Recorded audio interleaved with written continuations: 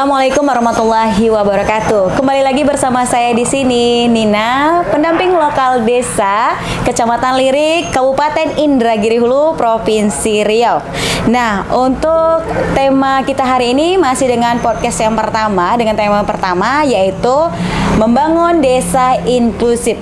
Nah, sahabat desa tahu, desa inklusif itu adalah desa yang dibangun melibatkan partisipasi semua warga desa. Nah, dengan mengafirmasi kelompok miskin, marginal, minoritas, lansia, dan juga rentan. Baik sahabat, dan desa inklusif itu sendiri adalah desa terbuka. Nah, di sini saya tidak sendirian, saya bersama narasumber yang kedua, yaitu ada Ketua BPD dari Desa Lambang Sari 123. Di sini ada Bapak Sungkowo, ya. Apa kabar Bapak? Baik, saya. Alhamdulillah sehat ya. Dan nampaknya sepertinya semangat ya. Kali kedua kita ketemu. Tetap semangat. Tetap semangat. Masih dengan tetap semangatnya. Baik Pak, membicarakan atau berbicara tentang desa inklusif ini. Pastinya desa inklusif ini sudah untuk di tahun 2023 sekarang kan sudah diterapkan ya Pak ya. Nah, bagaimana desa di Lambang Sari 123 ini pendekatan ya desa inklusif dapat membantu mendukung hak asasi manusia dan kesetaraan bagi semua penduduk desa serta dalam pembangunan desa nih Pak. Kita mulai dari desa inklusif. Baik, nah, desa inklusif. Desa inklusif mungkin kalau menurut ya menurut kata-kata yang gampang lah, atau menurut bahasa yang gampang. Benar. Desa yang mengajak dan mengikut sertakan seluruh masyarakat desa. Benar, yang mengikut atau melibatkan sertakan seluruh elemen yang ada di desa. Itu mungkin mulai dari dari perangkat desanya, dari ketua masyarakat desanya, LPM, pokoknya seluruh elemen yang di desa kita ikut sertakan dalam mengetahui atau operasi yang pembangunan yang ada di desa. Itu kira-kira gitu Bu ya. Dalam hal ini mungkin kita kalau untuk mengetahui masyarakat, mengetahui segala pembangunan dan kegiatan di desa. Sebelum itu kita kan mungkin selaku BPD itu kan dalam tugas tupoksinya kan mengawasi kinerja kepala desa, mengawasi kinerja pemerintah desa. Dalam mengawasi kita mulai dari perencanaan. Baik. Perencanaan, pelaksanaan, dan pertanggungjawaban. Dalam perencanaan kita mengundang seluruh elemen masyarakat desa, seluruhnya ya, keterwakilan seluruh elemen masyarakat desa dalam musrembang. Yang pertama kita musrembang dulu. Kita kira-kira pembangunan di desa ini apa yang mau diadakan. Kira-kira begitu. Setelah itu kita mungkin telah nanti akan rapat lagi, musdes lagi bentukan RKP dan menentukan untuk anggaran desanya. Artinya semua dari masyarakat itu, mulai dari lansia, kaum marginal, terus difabel atau disabilitas itu diajak ya Pak ya dalam musyawarah. Untuk di musyawarah di desa itu diajak. Kita libatkan. Mungkin tidak semuanya Bu ya. Keterwakilan. Ya. Mungkin kalau difabel mungkin keluarganya yang kita libatkan. Ya kan? Kita panggil kira-kira kalau yang difabel yang dibutuhkan apa?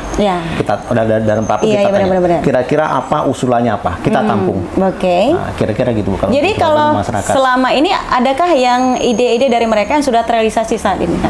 Kalau untuk yang difabel ada. Ada ya Pak kita ya? Dalam kita sekolahkan ada dulu 1 orang. Baik. Kita difabel kan cuma 2 orang nggak? 2 orang ya. Baik, artinya semuanya sudah pokoknya kita usahakan sesuai dengan anggaran lagi Bu ya. Iya benar-benar, balik lagi ya ke dapur kita ya. Sama juknisnya, tapi setiap kegiatan kita biasanya ada juknisnya. Benar. Ada di juknisnya, ada di anggarannya, mungkin bisa kita laksanakan.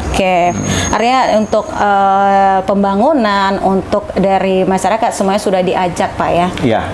Jadi kita intinya kita meminimalisir gejolak segala nanti takutnya setelah kita anggarkan ada ada keterwakilan masyarakat yang tidak termasuk di situ. Oh gitu. Itu yang kita takutkan. Ya, itu yang biasanya menimbulkan gejolaknya. Nah, benar. Karena merasa dianaktirikan.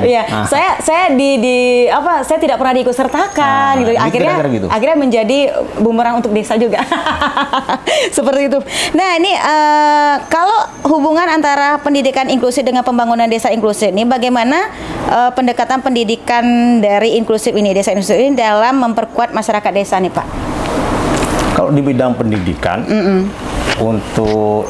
maksudnya ini untuk pendidikan untuk generasi yang desa inklusifnya, Bu. Iya, benar. Nah, gampangnya gini, Bu. Dalam melibatkan generasi muda atau generasi milenial untuk desa inklusif ini, kita paling gampangnya setiap 17 atau di sini kan ada STQ seleksi. Musabakah MTQ ya? MTQ aja. Itu kan kita melibatkan seluruh pemudanya, terutama yang remaja sampai pemuda, Bu, ya, di Karang Taruna. Di 17-an itu kita bikin kepanitiaan dan yang sebagai pelaksananya biasanya anak Karang Taruna mulai dari remaja. Kita berharap dari situ kita terbuka mengutarakan anggaran kita segini loh. Kalau kalian bikin acara kira-kira apa acaranya? Setelah itu kan setelah acara dilaksanakan besok kita juga meminta pertanggungjawabannya. Itu untuk melatih mungkin dari dini mungkin kita cara berorganisasi itu kira-kira kayak gini loh. Kalau kita dikasih anggaran dilaksanakan secara baik, pertanggungjawaban harus secara tertulis ada. Baik. Nah, kira-kira gitu, Bu. Jadi kalau untuk dari Pak Ketua BPD ya, sama dengan Kepala Desa tadi, artinya ada kesinambungan untuk membangun desa inklusif ini ya, Pak ya. Dan juga kalau untuk di desa ini, saya juga mendapatkan informasi ternyata di sekolah anak marginal tuh disekolahkan seperti itu ya, Pak, untuk pembangunan juga. Itu artinya balik lagi ke desa ya, Pak ya. Artinya balik lagi ke desa. Ini kita sekolahkan seperti tadi disekolahkan oleh desa ke tingkat lebih tinggi, artinya mereka setelah lulus dari sekolah untuk mengajar ke desa itu lagi, seperti itu, Pak ya. Kalau tidak mengajar, palingnya dia bisa mandiri. Benar. Iya, benar sekali. Dan juga nih bagaimana kita dapat memastikan bahwa desa inklusif tetap berkelanjutan dan terus berkembang dalam jangka panjangnya. Untuk jangka panjangnya harapan, Bu, ya? Iya, harapan. Untuk jangka panjangnya harapan saya seluruh desa di Indonesia jadi desa inklusif. Benar. Karena kalau kita udah menjadi desa inklusif,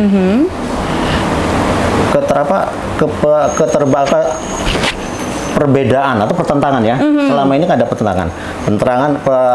pertentangan mungkin antara BPD sama pemerintah desa sama masyarakat desa. Kan 3 unsur ini, Bu. Iya, benar. Kita minimalisir betul. Kalau kita sudah terbuka seluruh kegiatan mulai dari perencanaan terus pelaksanaan sampai pertanggungjawaban kita laksanakan, itu kemungkinan ada benturannya sangat kecil. Oh, seperti itu. Dan pastinya kalau untuk jangka panjang kita juga berharap memang harapan dari Pak Sungkowoni tadi di Indonesia itu diterapkan seluruh di Indonesia tuh seluruh di Indonesia tuh harus menerapkan namanya desa inklusif. Karena bagi saya juga seperti itu, Pak. Karena desa inklusif ini benar-benar tidak ada tembok atau penghalang untuk masyarakat. Peluang untuk salahnya semakin kecil gitu. Nah, benar sekali. Jadi diikut sertakan semua. Karena semuanya kita lewat musyawarah. Benar sekali. Jadi ide-ide dari masyarakat yang tadinya tidak pernah diajak akhirnya diajak ya, seperti itu. Kita libatkan. Nah, ini Pak terakhir nih untuk pesan nih apa pesan utama yang ingin Bapak sampaikan kepada pendengar podcast kita hari ini dan yang pastinya tentang pentingnya mendukung dan terlibat dalam pembangunan desa inklusif ini, Pak. Pesannya kepada pendengar podcast kita. Pada intinya kalau desa inklusif itu asalkan kita menerapkan, kita kan sekarang lebih gampang kalau menurut saya. Jadi mungkin dia lebih gampang. Kita sudah ada peraturannya, Bu. Benar. Sudah ada peraturannya. Besok mendekati kita pelaksanaan ada juknisnya. Benar. Kita asalkan jangan lari dari peraturan dan juknis. Iya. Aman desa. Aman ya. Itu aja gampang. Itu gampangnya aja. Iya. Ya kan? Artinya pesannya itu tetap ini ya, pesan utama disampaikan adalah bahwa pembangunan desa inklusif adalah tanggung jawab bersama. Iya. Seperti itu, Intinya Pak, itu. Ya. Intinya menjadi tanggung jawab desa yang bersama. Baik, terima kasih Bapak Sungkowo ya. Alhamdulillah hari ini lancar sekali ya, Pak ya, luar biasa.